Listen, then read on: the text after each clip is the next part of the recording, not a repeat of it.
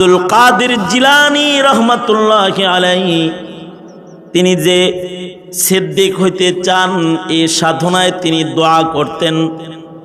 যখন ফজরের পরে মাগরিবের পরে বলতেন, ইয়া আল্লাহ আমি জান্নাত চাই, আয় আল্লাহ আমি জাহান্নামের আগুন থেকে মুক্তি চাই, আল্লাহুম্মা আজিরনা মিনান নার।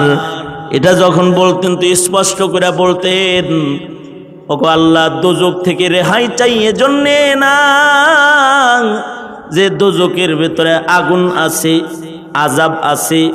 আসলে দোজক থেকে রেহাই চাই এজন্যে দোজকের ভিতরে তো তুমি নাই।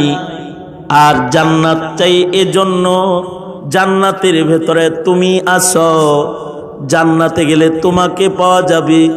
হুর গিলমান নেয়ামত নহর প্রাসাদ ওইগুলা ভোগ করার লাইগা তোমার কাছে জান্নাত চাই না মাওলা। আমি জান্নাত এজন্যে চাই, জান্নাতে গেলে মাশউক তোমাকে পাওয়া যাবে।